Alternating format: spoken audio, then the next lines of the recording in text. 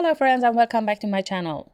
It's February and I know it's 1 month past our New Year resolution. As an Iranian, Nowruz is right around the corner and for me, that's when the new year truly begins. This time of year I always find myself reflecting on my goals, planning ahead and thinking deeply about what I want to achieve.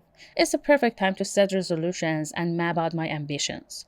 I thought why not share some insight with you. Maybe you'll find them helpful or at least interesting. I believe first we need to know what a goal means. My honest answer is I have no idea. I don't know where and when it started, but what I know is that it's deeply connected to human progress and it has a deep impact on our pocket. Whether it's our personal or professional lives, knowing how to set goals is essential for success and living better. I personally categorize goals into two types, measurable and unmeasurable. Two stories, we are going to go deep into goal setup, prioritization, and how to manage them effectively. Measurable goal is something you can track, something concrete. For better understanding, let me give you an example. Imagine I want to buy a car. I come to you for advice and you ask me what type of a car you're looking for. All I know is just the color of the car. I want a white car. Not very helpful, right? You'd probably start guiding me by asking more specific questions about my needs and introducing me to websites where I can filter my options and figure out which car suits me best. You smartly advise me through the planning. You know me. I will pick very big goals, even 10 times bigger, to keep myself motivated. Then I try to find ways to plan for achieving it. So I start researching and asking me for outcomes, then I see obstacles and plan for them. But get back to our example. After doing some research, I narrowed it down. I want an SUV for daily commuting and road trip. Based on that, you might suggest a Jeep or a Ford Bronco. Eventually, after considering different factors like price and performance, I decide I want a Jeep Sahara. Sounds great, nah? But here's the reality here. I don't have money and I don't have a job. This is where you run.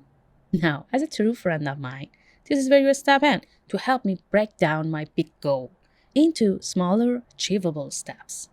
Instead of focusing on the Jeep Sahara right away, I first need to secure a job. But even that requires a plan. I need to take courses, find mentors, and invest a little money into my skill development. So, we start thinking about ways to save up.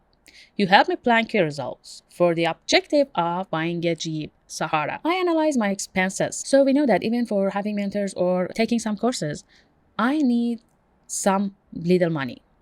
So I analyze my expenses. Some of them are essential and some of them are unnecessary. Like what? Like for example, I'm paying for insurance, for game subscriptions, and gym membership, while my apartment has free gym. So we decide that I'll go free to play games and go a free gym that can save some money for going, taking some courses and having mentors. Once I've planned my learning path, I research the best courses and mentors. I want to be strategic. I look at successful people in my field and reverse engineer their journey.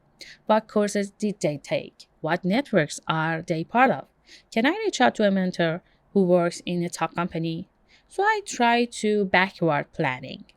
With all this in place, my roadmap becomes clear. Saving money, finding a job, step by step, get closer to affording my dream car. You can't skip one step. Applying for a job without a strong resume or network significantly lowers your chance. But if you do everything in order, you increase your likelihood of success, like walking on a step. See, by making a big wish, smart planning, great prioritization, and step-by-step execution, you will achieve your goal. Now, how about an unmeasurable goal?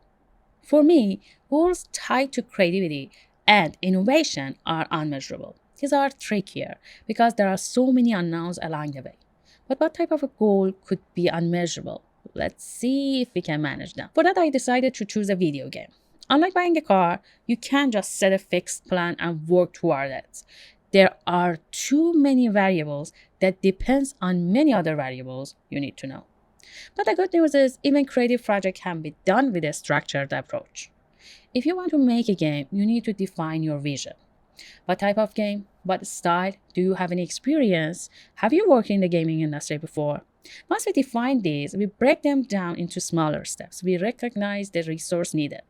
People, tools, consultations. Since it's a big, ambitious goal, we start small. Maybe create a mobile game first before scaling to PC or consoles would work. Game development follows phases: pre-production, production, and post-production. We allocate percentage to each phase, maybe 10% to post-production, 60% to production, and 30% to pre-production. If we plan to finish the game in 3 years, we break it down to key performance indicators. Even though it's an unmeasurable goal, we make it as structured and actionable and possible. To be efficient, we work with a small but skilled team, focusing on smart marketing to maximize sales. We're thinking like Pareto.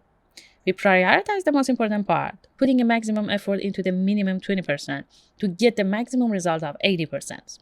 Throughout the process, we track progress, refine our approach, and iterate and reiterate whenever needed. Unlike measurable goals, creative projects require constant reassessment to stay on track. We go from one step to another, but we always have a ramp to go back to previous steps if we need it. This helps agility and iteration. Whatever I said was part of goal planning. So we learn how to plan, prioritize, and achieve two types of goals, measurable and unmeasurable.